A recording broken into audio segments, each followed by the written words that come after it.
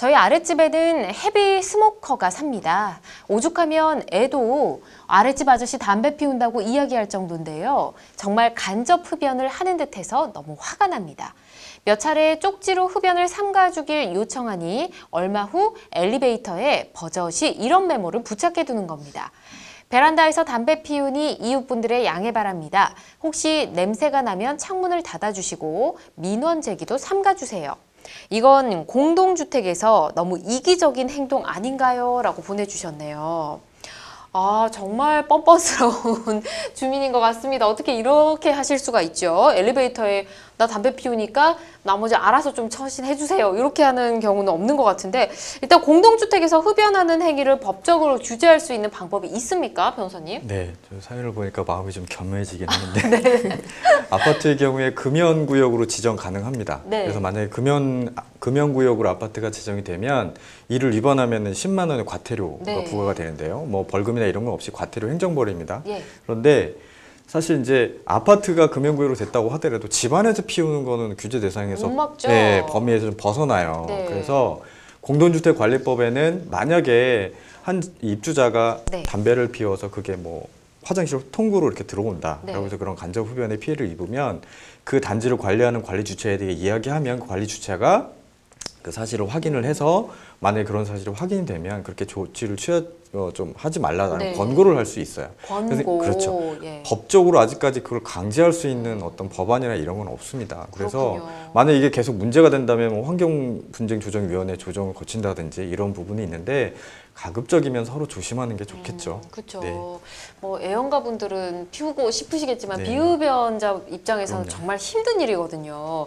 일단은 아파트의 경우는 뭐 금연구역을 지정할 수 있다라고 좀 전에 언급을 해주셨는데 금연구역인 곳도 있고 아닌 곳도 있지 않겠습니까? 그러면 아닌 곳을 또 금연구역으로 지정을 하고 싶다면 어떻게 진행을 할 수 있을까요? 네, 국민건강증진법에 따라서 아파트와 같은 공동주택의 경우에는 그 거주 세대 중에 2분의 1 이상이 공동주택의 복도, 계단, 엘리베이터 및 지하 주차장의 전부 또는 일부를 네. 금연구역으로 지정해 달라라는 것을 신청을 하면 그 구역을 금연구역으로 지정을 할 수 있고요. 그리고 이제 금연구역임을 알리는 네. 안내 표지를 설치하도록 규정을 하고 있습니다. 그렇군요. 주민 동의 받는 것도 보통은 아니겠네요. 네. 그렇군요. 이렇게 말씀드리고요.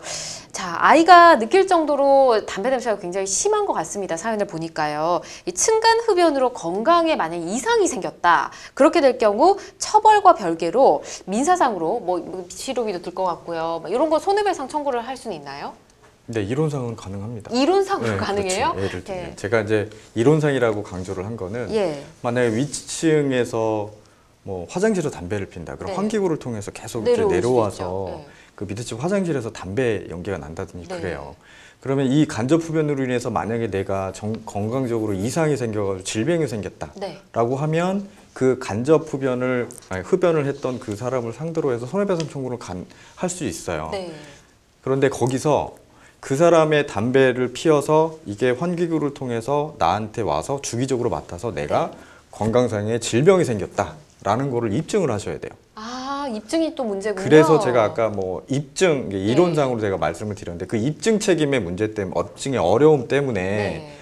손해배상을 해서 반드시 이기실 수 있다라고 하기는 단정하기는 어려운 거예요. 그래서 만약에 그게 정말 상당히 오랜 기간 동안에 담배 연기가 계속 심하게 나고 그러면 미리 뭐 냄새 측정이라든지 네. 사설 이런 그 담배 연기라 이런 네. 부분을 통해서 증거들을 수집을 해 놓으시는 게 좋겠죠. 네. 근데 그거를 거의 오랜 기간 동안에 증거를 수집해 놓는다라는 게 쉽지 않은 일이기 그쵸. 때문에 네. 문제가 생길 수 있습니다. 그렇군요. 일단 이론상으로는 가능한데 네, 증거 네. 참 모으기 어려울 것 같습니다. 그리고 지금 엘리베이터에 흡연을 이해해달라라고 작성한 메모가 보는 사람이 더 화를 낼 것 같은 그런 상황이라는 예상이 좀 되는데 흡연은 뭐 일단 냄새가 바로 이렇게 맡아진다니까 아이도 맡을 정도라고 하니까 흡연을 하는 순간 바로 감지가 되지 않겠습니까? 그럼 바로 그 집에 찾아가서 흡연을 좀 중단해 주세요 라고 요청을 할 수 있잖아요. 그럼 그 벨 누르고 그렇게 얘기하는 게 주거 침입죄가 문제가 될까요? 네, 일단은 흡연 중단 요청을 위해서 그리고 일단은 본인이 흡연할 테니 참아달라는 것까지 이제 붙이셨으니까 네. 흡연 문제 때문에 그런 중단 요청을 위해서 단순히 집 앞에 찾아가는 정도는 주거 침입죄에 해당되지 않을 것 같습니다.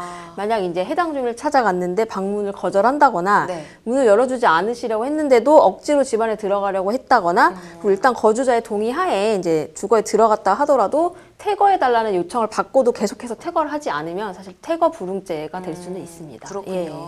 우선은 상대방도 이렇게 나오니까 또 흡연을 한다 그러면 저 한번 가보시는 것도 괜찮을 것 같습니다. 너무 무리하지는 마시고요. 이렇게 말씀드릴게요.